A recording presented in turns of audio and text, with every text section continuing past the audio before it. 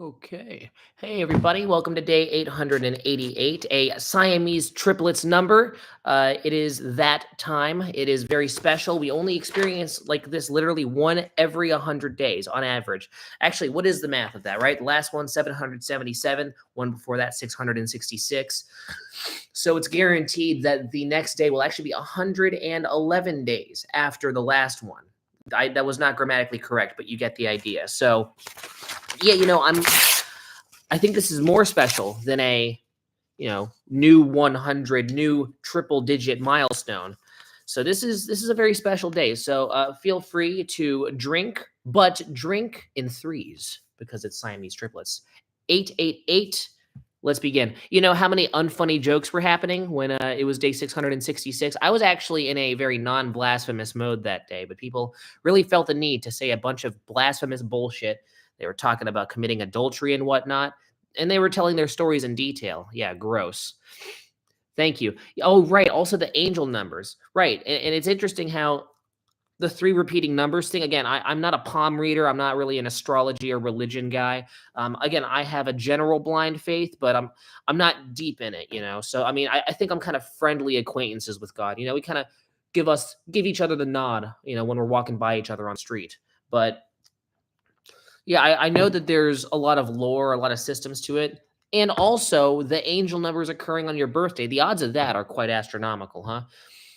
It's one every 365 days. A Siamese triplet, as I like to call it, day 888 happens once every 111 days. We just discussed this when there were 0 viewers in chat.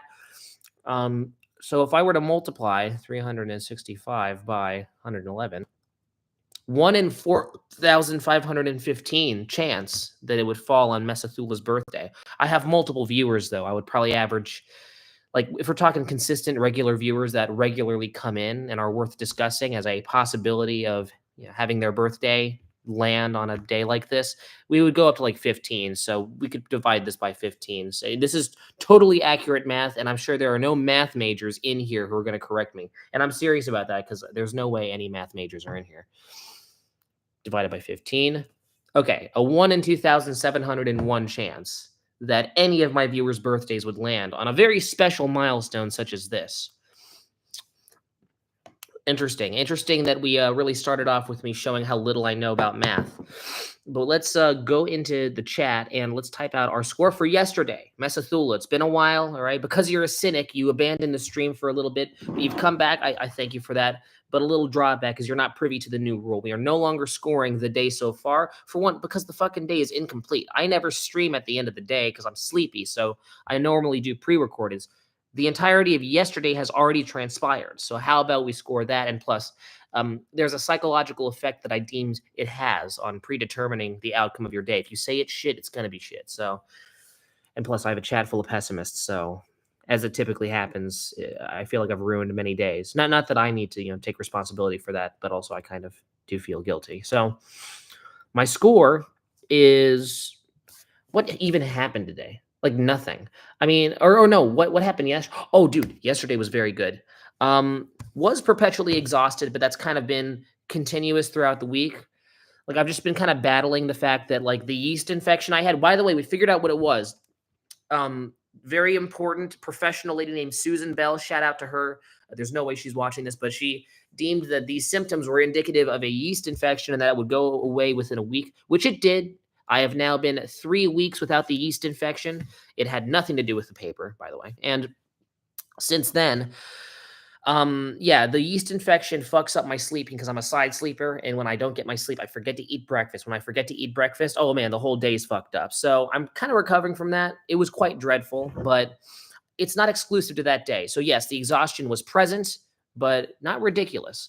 Have I heard a new Kyle Gordon record? I actually, believe it or not, this is like when you guys make these ridiculous Gen Z references, I don't get them, but this time I do. Yes, I know that he's one of those weird like Adult Swim aesthetic, but not really. And he kind of is just on the internet from what I heard. I don't know. Maybe he's on an official network. I know nothing about this man, child, baby person. He looks quite young from the pictures I've seen, but he did make an album, right? Each song is supposed to be parodying a specific era.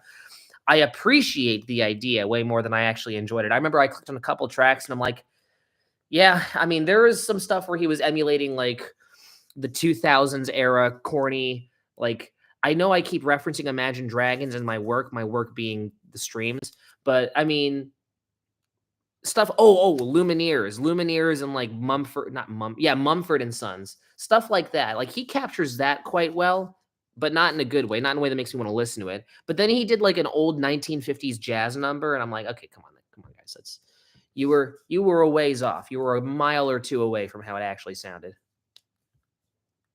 Yeah. I mean, as regrettable as it is, I'm gonna have to pin that comment because that is the quote of the day.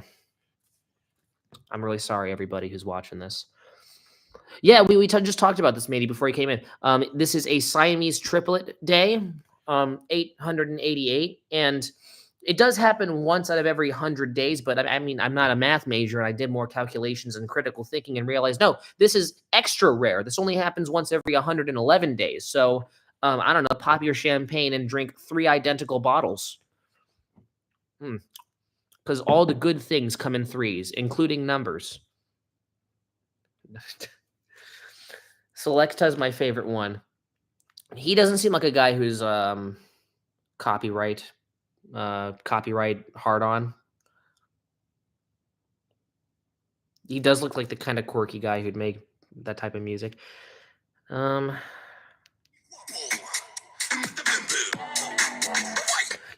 I get the idea. I mean, parts of it are well made. It's definitely, I don't know. I feel like there's something about it that I appreciate. This is like what I like, that type of creativity in music. But I mean, it's definitely not something that I put on without context. Then my dad walks in and I'm like, oh, this is what you're unironically into, Brienne. You know, not that, of course, being embarrassed in front of my dad's a determining factor, but it also kind of is. It's like, you know, I am trying not to get evicted from my house, and my dad having respect and thinking that I'm a cultured gentleman, which is not true. But as long as I keep up appearances, you know, that'll be reliant on me not having to pay rent. So, Kyle Gordon, not playing your ass on my phone speakers is going to save me money.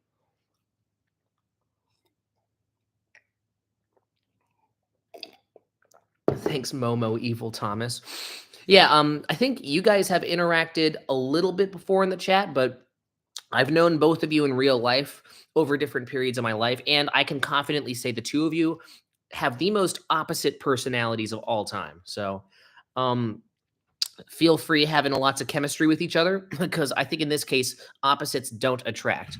But the two of you, welcome to the stream. We welcome people of all kinds and walks of life, and of course, ethnicities. So I do have, actually, here's a fun little game. I have exactly 2 banned ethnicities, and you guys are gonna have to guess which one, you know? I keep it under wraps, you know, because it's kind of like a fun game. Whoever guesses the 2 ethnicities that are banned from my stream, they will be Venmo'd $3.50. I guarantee you, in fact, I bet way more than $3.50 that nobody's going to guess the right answer. Keep note, you can't just spam ethnicities. You have to guess the exact 2 that I have banned. And we won't make the reveal on which 2 it is until y'all guess the right ones. Good luck. No, this is what I'm talking about. I said 2. 2, not 3. All right, you guys need to learn how to count. So I'm not counting your answer, Moses. That's right. Scratch that chin hair, Holly. You're gonna have to think hard. Tahitian and Portuguese. I'm not gonna say which one, but one of those was almost regionally adjacent to one of the ones that I have banned. You guys are getting a little warm. Only on the second, or what is it? Yeah, the first little wave of responses to my epic question. We're kind of getting dangerously close. Water Mexican. That's only one answer. That you guys, Moses, that's your second try. Strike 2. You got to do 2 at a time. I wonder what people would have thought of someone eating paper 15 years ago. I think they'd think about it for 5 minutes, but because the internet, actually 15 years ago, the internet was there. Yeah, I think they would treat it basically the same as they do now. Mild interest to moderate cordial, what's the word? A cordial response, you know, mild interest to, oh, that's retarded, to a cordial response, which is, oh, let me talk with him about his favorite color or stuff that's not related to paper, which is the highlight of the entire series. And they'd be about their way. Excuse me. Now you'd have to ask that question, like say 50 years ago, right? So, I mean, there was a guy, I mean, I still think I'm catching up to him, but there was a fella on the internet, I believe, who ate a page of the Bible every day. Like that to me has way more novelty than my series. So I'm hoping to outpace him purely with the quantity and longevity of my series. It hasn't, I don't think it's happened yet. Again, I'm not really counting. I need to revisit his series, but unless I'm hallucinating and it doesn't exist and I'm confusing this with like a little blurb I read in a Ripley's Believe It or Not book, which is also possible.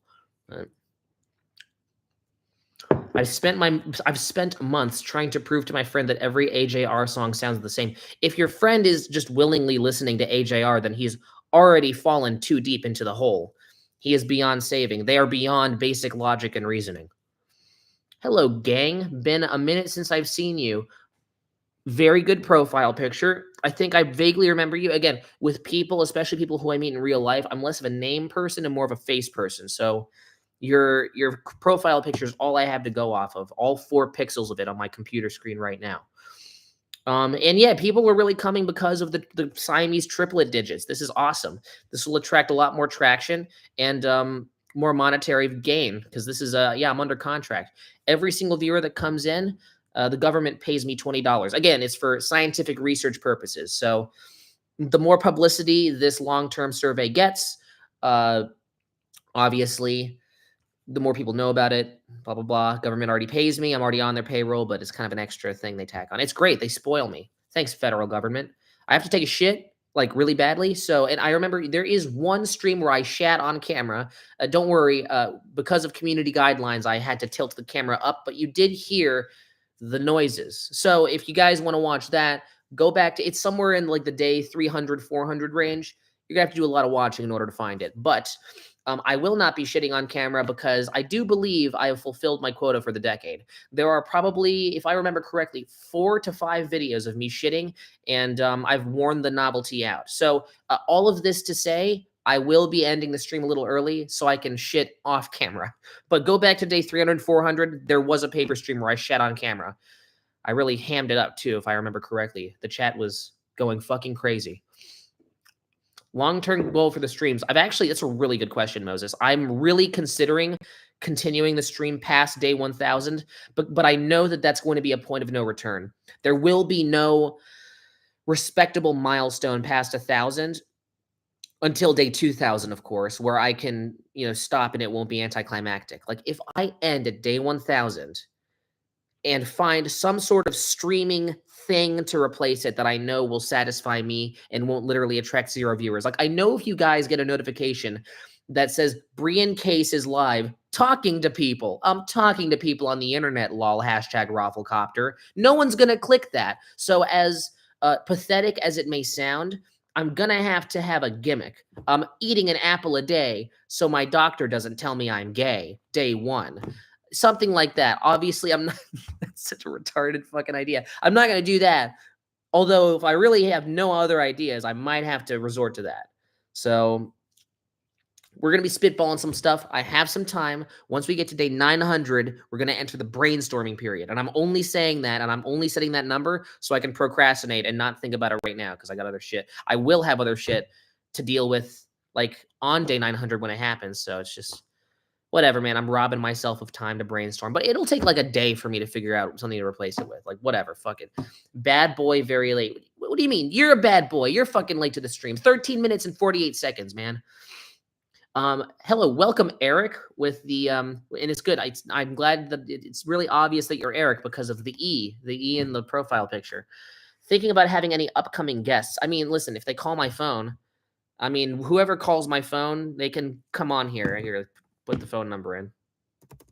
That'd be a fun way to do all this, right? Huh? I mean, I don't know how it would work. Like if the stream gets like way popular, which will never happen, but I'm just imagining the hypothetical.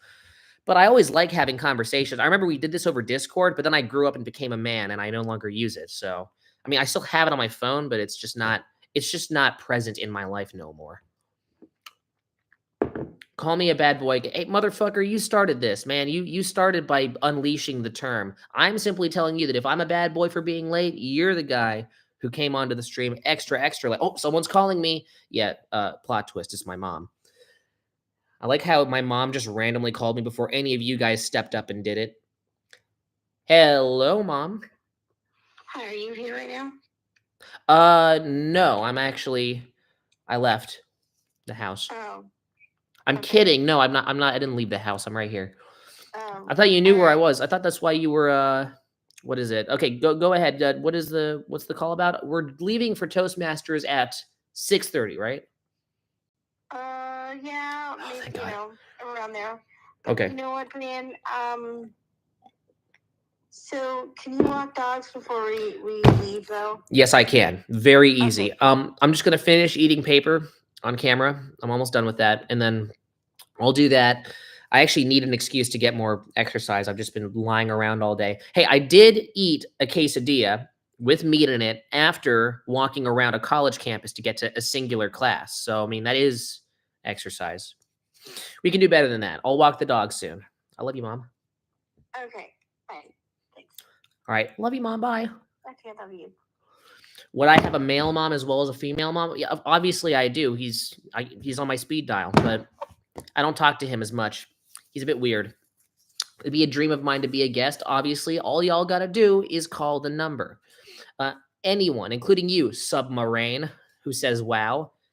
Yeah, thanks. It's a spectacle, I'm sure. The novelty wears off after a couple streams, trust me. But become a regular and we can engage in conversations talking about stuff that I hate. Actually, giving the sales pitch like that makes it sound so lame. Yeah, stay and I promise we can talk about things. You can do this with any person who exists. I mean, apparently, according to some people who are/were regulars on here, that is part of the appeal, right? Finally, somebody stepped up. Okay, someone's calling my phone. Who is it? From Portland, Oregon. Live from Portland, Oregon. It's the paper stream. Who's this first guest? It's gonna be cool because I get to like guess who you are. Also, don't have my like stream on in the background because then the noise will create like a weird feedback loop. Of course. Well, I'm your biggest fan. I'm your biggest fan. That's quite a hefty claim. You're telling me like do any of these guys want to do a member measuring contest and see if they can measure their you know what's and see who has a longer term of commitment to my streams, or what? How would you measure commitment? My member is big, but like my rating today is even better than my member is. You know, I think I can guess who you are. You're Dylan Wooldridge, aren't you? God damn it, I fucking knew it. You and your member references. Well, it's nice to hear your voice, dude. You know, your voice is a little deeper than I thought it would be. And of course, that's a good thing. That's the unpredictability of the internet. It's like you'll never know what someone will look like or smell like or sound like. The smell part we'll get later, I'm sure. Okay. Wait, yeah. Well, thank you for the compliment. One of these days, I'm gonna eat a piece of paper and I'm gonna shoot it to you on Instagram. So. You know, an interesting idea is if more people call in, like if they call my phone right now, the number that's in my fucking thing right now, I think I can join calls. I don't know how to do that. I'm really not that tech savvy, but I guarantee you, like, we could make it work. If I press the right button, come on, Tim Apple, design your products so I can easily join calls together. That'd be crazy. We could have a giant fucking conference room where we could discuss important shit. I know nothing. Yeah, I know only the important stuff's going to be discussed in a. Wait, what are you drinking right now? Oh, actually, it's a great question. It is sparkling apple cider, not from concentrate, by the way. Which, by the way, I'm not anti-concentrate or anything like that. But Right. I mean, I'm just taking it on a case-by-case basis. The stuff that's not from concentrate happens to taste quite good. The ingredients are apple juice, absorbic acid to maintain color, of course, and my favorite, carbon dioxide. The soda, I mean, we've talked about this before, but the soda always makes the experience so much better than water. Does it really? Yeah. Okay, well. You'd have to try it yourself. You'd have to down paper on a camera and then, give your testimony afterwards with different liquids. It'll take me quite a long time to catch up to your expertise, but I'll definitely report back. No, any rookie can, as long as you're instructed to treat it like a horse pill. And I'm giving you advice right now, so this is legally binding here. So make sure to swallow it like a horse pill. If you choke, then you were just bad at following my instructions, and I'm not legally liable for inciting somebody, possibly a minor, to consume paper and kill themselves. So your parents better not sue me, but I'm sure you'll do good. But yeah, if you're my parents for a while. Okay, good. So if you die, they won't know. Like they it'll be a couple days, and it'll be hard to track the evidence, like your phone and your browse history and stuff. It won't track back to me. Brian, are you single? You change subject real quick. Well, I'll say this. I'm currently acquainted with 5 different people. However, these 5 people don't know about each other, and I'm playing a small game where we're testing. Again, the government is doing multiple tests on me, but we're doing a test to see how many STDs I can catch in 1 month. So far, it's unsuccessful. Most of them are bloodborne diseases, and there's normally, if there is infected blood, an 87.5% infection rate. So you'd think I would have caught something, but we've been doing scans. I've been giving them stool samples, and there's nothing. But in order for this test to happen, yes, I've had to ditch all other prior commitments, and there are 5 of them, of various ethnicities, heights, shapes, sizes, and also different kind of spaces on the income ladder. There's a couple low-income ones that I've been fucking around with, and there's this one really rich one. Member sizes. No. Yeah. So a lot of them, well, a lot of the members, again, these are people who can just buy members from the member store, right? But those are just toys. I mean, I'm talking about the people, right? Because we're talking about bloodborne diseases. So it's like some of them are privy to role play, but when they initiate with me, I mean, I just go along with whatever crazy story they want me to do. It's like, oh yeah, you're the bottle opener and I'm the cork. Like, okay, all right, sure. But I think in general, like, yeah, that if you're asking about my relationship status, that's what I'm currently doing. 5 at once, which coincidentally is the number of likes on this stream right now. So salute to you guys. But well, I think you'd make a great stepdad. So if my stepdad ever kicks the bucket, I'll let my mom know where to find you. The legal paperwork surrounding that can be a bit messy, surprisingly. So it can take about 3 months to sort it out. I already got lawyers dealing with this whole STD test government thing. Like, I'm getting paid for it, but literally like a good 65% of the pay is going towards the lawyer fees, just in case one of these ladies tries to sue me. So I'm just telling you right now, like, again, being hired by the US government's really cool, but trust me, you don't want to do it because it's a real fucking hassle. Well, the people here on the streets of Portland, they don't really have legal representation if you were looking to get them a little cheaper.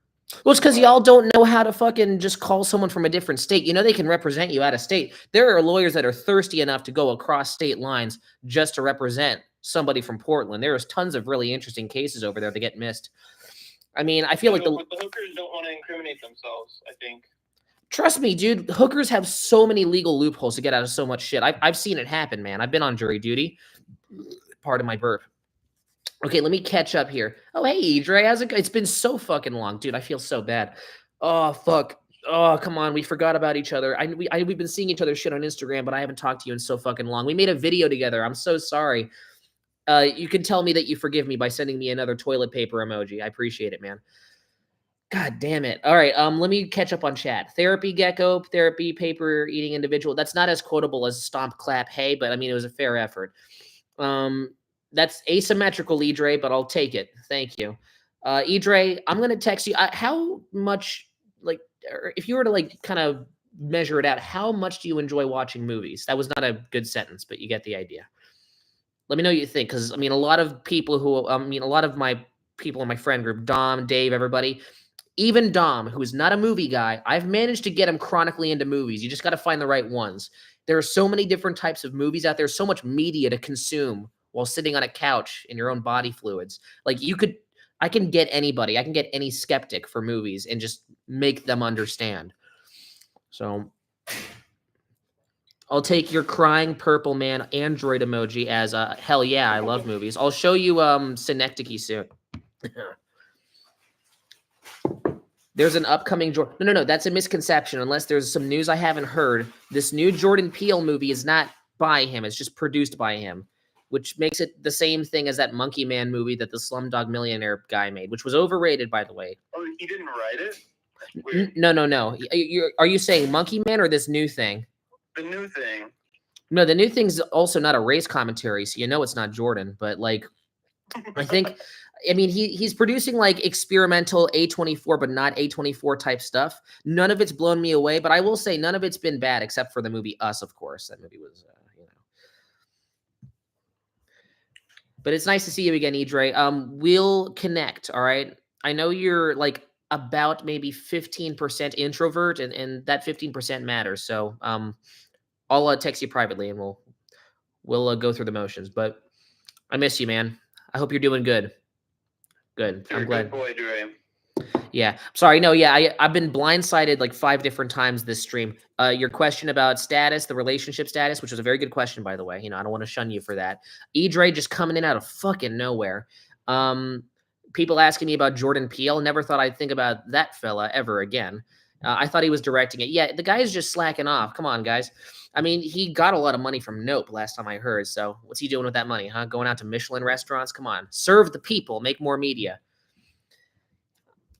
I mean, I know comedians can produce good art, but I mean, I don't know. I think if you hear about how Jordan Peele talks in interviews, the guy is a little too full of himself. Again, the guy's he's a kind of talented gentleman. I did think Nope was like pretty good. I would give it a 7.4 out of 10. Okay. Don't throw anything at me. I mean, you can't because I'm on the computer. But like, if you see me in the street, don't throw any Rotten Tomatoes at me over that take because that is his best movie and it's a 7.5. Well, but it's easy for his ego to be inflated when Get Out was like surprisingly quality. That's the thing. Coming from YouTube, so that's true. Like, I mean, I think within the context of guy from Key and Peele who, kept cross-dressing alongside Keegan-Michael Key is making a movie. And then, because I mean, that was what people first heard. And then it was a supposed masterpiece. And then people were just nonstop talking about how it was a masterpiece. That's when I came in. So I wish that I wasn't affected by hype, but obviously experiences with art are very relative. So I'm sure if I was just coming into it going, oh yeah, funny guy from the 2 black dudes who kept making jokes about white dudes, they're making a serious horror movie, slasher, suspense thriller movie, psychological thriller, I guess is what you could consider Get Out. I would probably be pleasantly surprised, So it's interesting. I've had so many scenarios where it's like I started off rating Sinners a 6 and then it went down to a 5 because it's like, I mean, hype does affect things, and you have to really take a step back after watching something, like literally 2 or 3 days of hard thinking till your head hurts to really evaluate something objectively. And that's so frustrating. I wish I could just watch something, leave the theater, and objectively think about it. Maybe that's me being mentally deficient, but I don't know. I don't know how I feel about horror movie about sports ball, but that's just me. Sports ball. Is there a horror movie about sports ball? Is that the new Jordan Peele produced that's one? That's the new one. Yeah, it's like a football horror movie, I guess. He's playing football, but soon he realizes that the real football all along was him. I could totally, I'll watch that for half an hour before needing to take a pee break and forgetting that I walked into a movie, then walking out of the theater to go eat at the Melt. I'd do that. The Melt was great. Hey, even people in Portland, Oregon. Now that I think about it, the Melt does seem like a place that Portland. It's like, how there's invasive beetle species. The Melt's like an invasive food chain thing that came in from some other place. In Portland, Oregon, it seems native to that place. No offense to you guys. Well, I mean, no offense at all because it's a great place. Have you ever had their Reuben? All I had was a burger with melted cheese on it. I don't know what it was called, but I don't think that's a Reuben. So no, I have not had their Reuben. No. Okay, yeah. No, that's okay. I forgive you. Yeah. Wait, where are we located right now, Brian? Because I know you and a lot of people in your streams like know each other from school. Yeah. Okay, so pardon me. So give me lore. Yeah. So according to the government, we're in Southern California. We're actually located in Siberia. However, for all intents and purposes of this conversation, because this is public domain, we are in Carmel Valley, Southern California. I believe I met Idre in the Mira Mesa area. So if you want to go over there and pretend I'm there, then, I'm down there. I'm being interrogated right now. So Sinners was not good in your opinion. I mean, yeah. It wasn't bad. It was just okay, ... sad face emoticon. That's how I would describe it. I think the characters were extraordinarily underdeveloped, despite the entire first hour of the movie being spent developing 20 fucking characters. I mean, even if we're not talking about the hype and the faux deep elements of every single Coogler film, yeah, I mean, on an objective level, the pacing was so fucked up. Like, even the fans of the movie, I remember I saw Karsten's review of it, and Karsten, he had to concede that, in fact, the pacing was fucked up. And he even had to explain it, and explaining things is not Karsten's strength as a reviewer. So when I'm seeing even the most diehard fans and pro-Coogler advocates, really not cutting him slack for the pacing. Like, let's even go into the shack that they have their little slasher film tropes inside of. It doesn't feel lived in. The audio is mixed so badly. I mean, of course, he's doing the whole Black Panther Kendrick Lamar soundtrack thing. It has booming 808 bass when you're hearing. It's interesting. They're playing these old 1930s Robert Johnson blues songs, but it does not sound like the 30s. It doesn't have to. There was, of course, the oneer that everybody was talking about where every single element of music came together, which, by the way, I think we talked about this in a previous stream.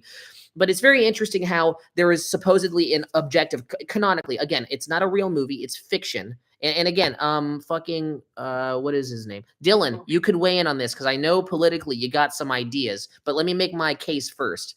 I believe that if you have a movie made by a director who has a vision, but you're also immersing people in a world that, at least for a moment, you're supposed to suspend their disbelief and believe that this world is real.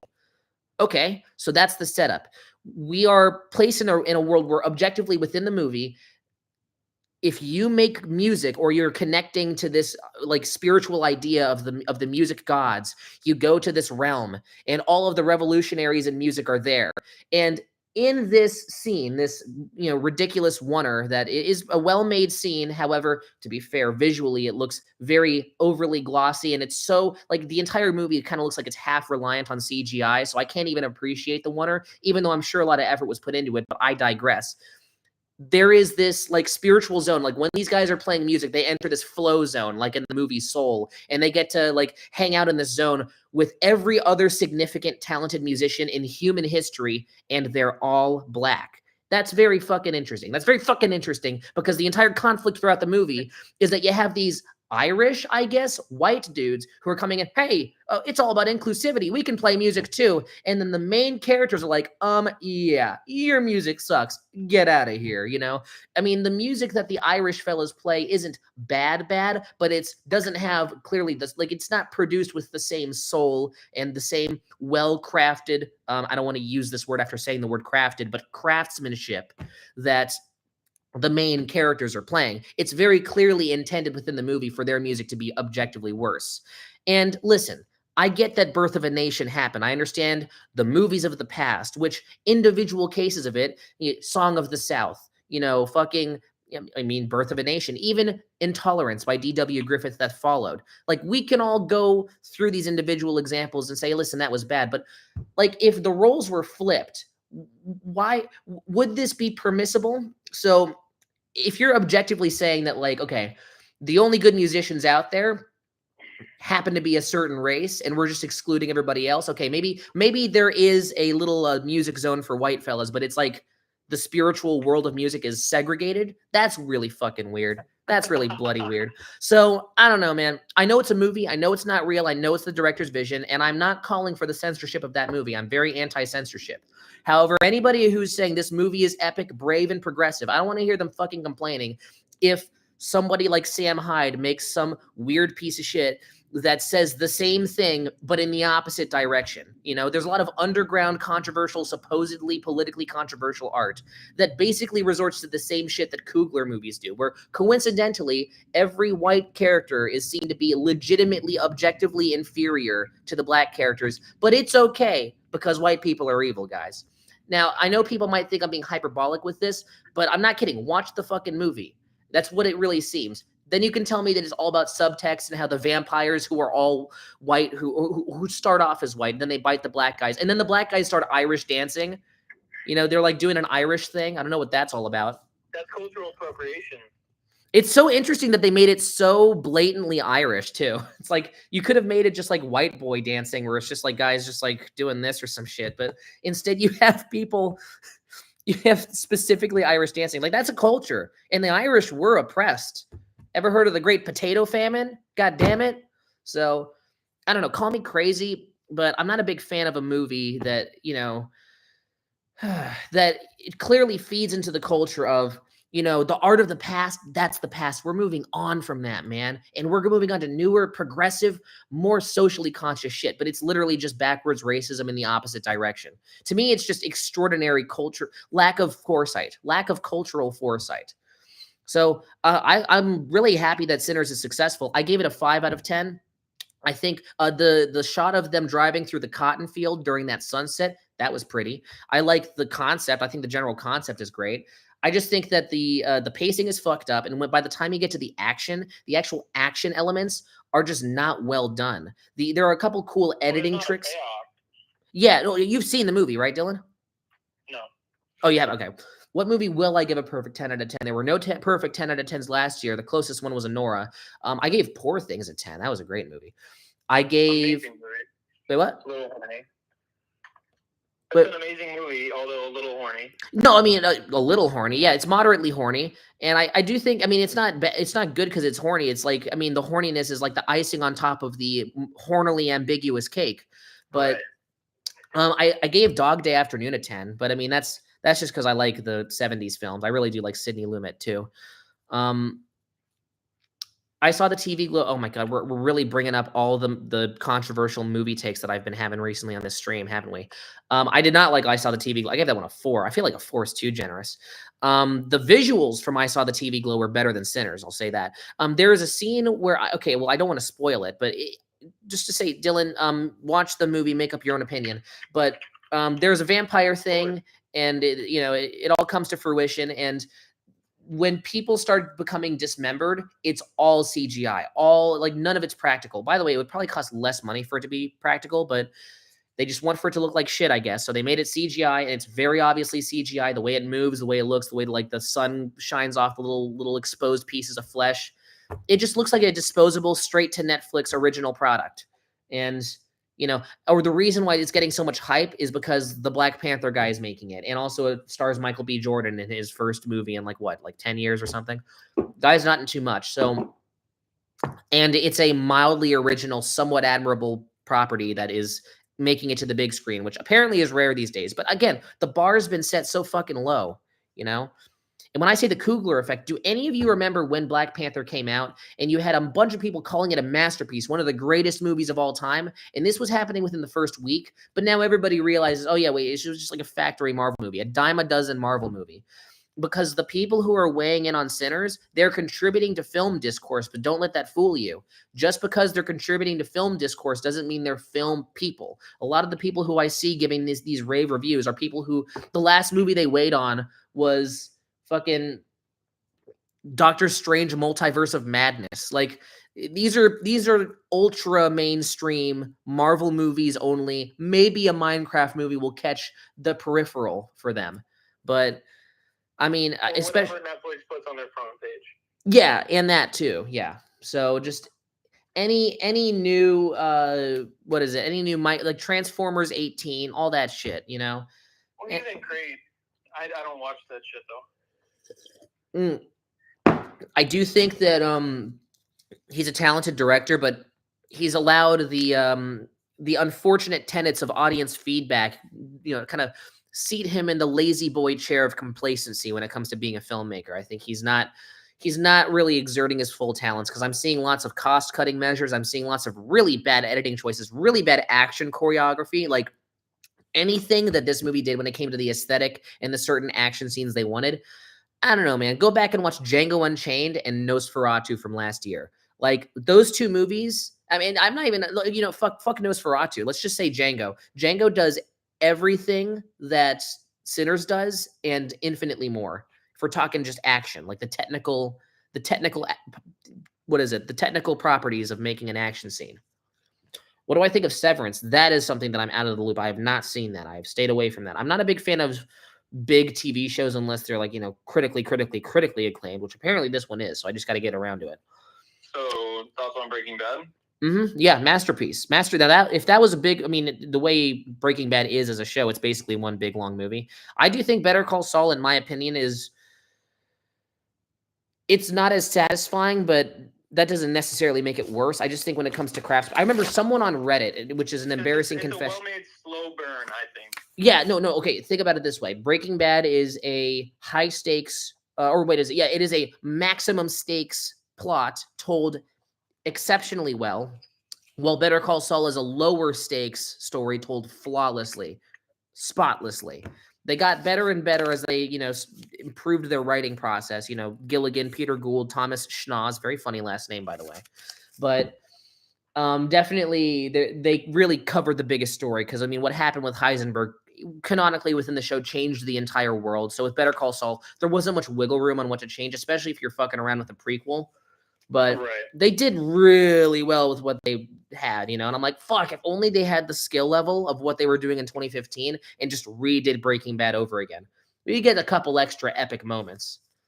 In Breaking Bad too. Yeah, I feel so bad for Howard. Any spoilers happen in this chat, your comment will be deleted. No personal feelings, we just got to save the experience because Better Call Saul as a show is such a unique experience. We're not gonna shit all over that. We're not gonna splatter diarrhea all over that show just because we're excited about it. But no, wait, no, you weren't explicit. You weren't like specific or anything, Mike. It's all good, or Mick. So no, yeah, we're not gonna delete it. Howard is a character who's mistreated. To be fair, he does kind of act like a faux alpha. So it's. Oh my God! If we're talking natural selection, I have to let you go. You have to go walk the dogs and close stream. Oh, that's true, isn't it? I like how you're keeping track of the time, Pacific time. You're making sure I don't get in trouble with my mother. Yeah. I'm gonna try to finish doing this soon. Okay. I'm gonna let you go. It was a pleasure. Yeah. Random question: have I heard of waffle porn? No, but I'm sure you can watch that in the privacy of your own home. Okay, Dylan. See you around. Okay. Bye. Well, all in all, I do think Sinners could have been way better. Way better. And again, I just think that all the hype surrounding it is it's so disproportionate. Keep note, this movie has a 4.3.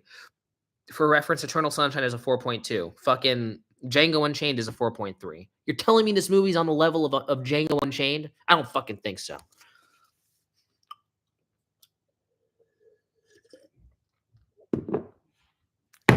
All right, this is the last piece, gentlemen. I'm missing a hell of a lot of fucking things. Google him. I like weird movies. I saw the TV Glow. If you're looking at like stuff like I saw the TV Glow, there's so many movies that just are better than that, in my opinion. It's not identical, but I would recommend Synecdoche, New York. I'm sure you've already seen it, but it's Charlie Kaufman film. Guy who wrote Eternal Sunshine really made his passion project, like the movie he really wanted to make. That movie's a masterpiece. It'll make you feel terrible about everything and everyone, but it's art. So it's really bingeable, you say. So Severance, you start it and you just can't stop. I see how it is. My mom is so into White Lotus, and I'm just like, the season 1 started out quite strong. Season 1 didn't end very well, and season 2 and season 3 is just going like that. So, all right. I know I saw the TV Glows about being transgender. If it is about being transgender, I mean, they're doing a really bad job. And by they, I mean like the filmmakers, not the singular transgender filmmaker, whatever. I don't know. I'm not privy to any of that stuff. But like, I just think that, I mean, it's fine if you want to make a movie about that. But like, I don't know. I think if you prioritize subtext over plot, it just doesn't fucking work. It's just, I'm like, oh, that's a visual. I'm sure you worked hard on staging that one. But what does it mean? I don't care what it means. I don't care what it metaphorically represents. If the story's boring, the characters suck, and everything is so surreal and abstract, but not in a fun way, that like it just misses every potential sweet spot to like get me invested in the movie. Like literally halfway through, I was just completely checked out. I'm just like, who's this black fella and why is he like caring about this show? Is the show actually antagonizing him? Is he scared? Is he running for his life, or is he accepting it? He seems completely ambivalent to everything happening. I want to care about this character, It felt more like a modern art piece. Yeah, it's like a picture of an apple with a worm in it. Dude, the worm represents socialism, bro. And I'm just like, okay, it looks cool. It's eye candy. Jane Schoenbrunn knows how to make good visuals. Congratulations. Now get a new screenwriter. Get a new... or script writer, yeah. Or screenwriter is the same thing. What the fuck am I talking about? But yeah, I don't know. I just think I think it could have been better. Also because I liked Jane Schoenbrunn's previous thing. I don't know if anyone's seen it, but it's We're All Going to the World's Fair. Not a perfect movie. A little creepy at points. There are a couple things towards the end that I'm not sure how to feel about, but I mean, whatever. It's art. Like it's also not real. So that movie was really interesting, and I actually cared, even though it's a similarly ambivalent main character. The plot of World's Fair is that it's a desensitized teenage girl who's just senselessly browsing the internet while being isolated in a house.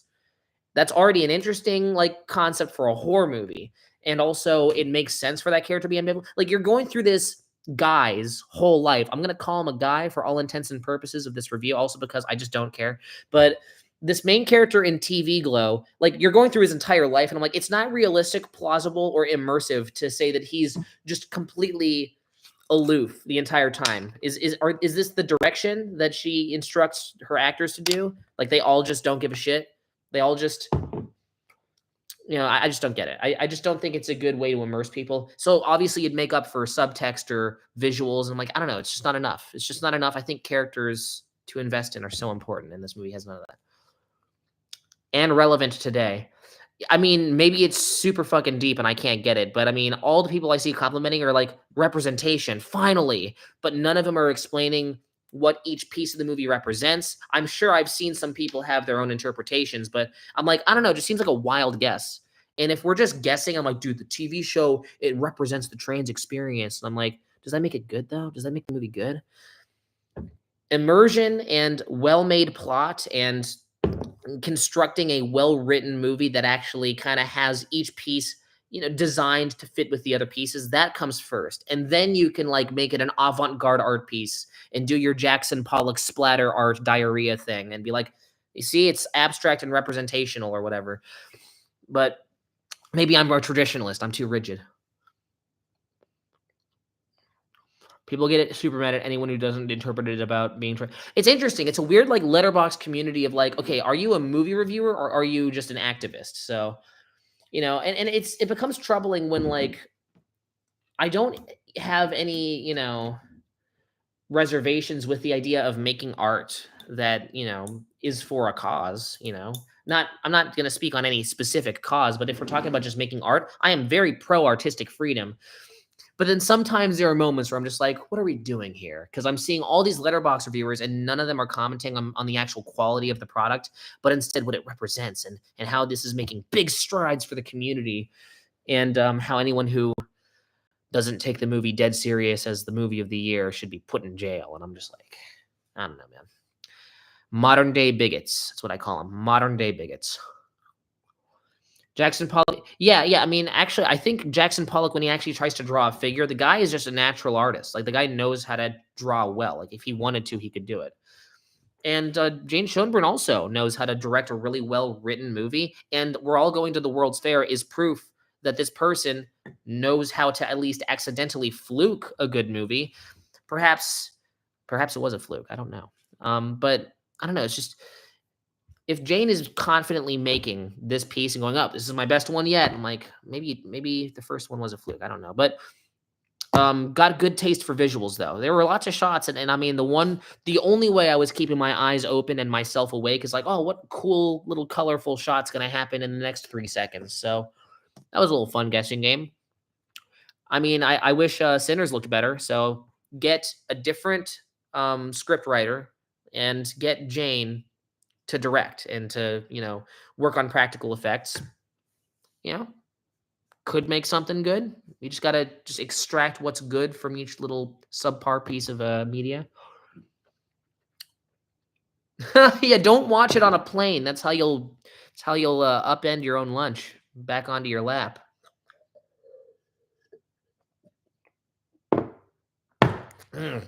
Piece was a bit too big.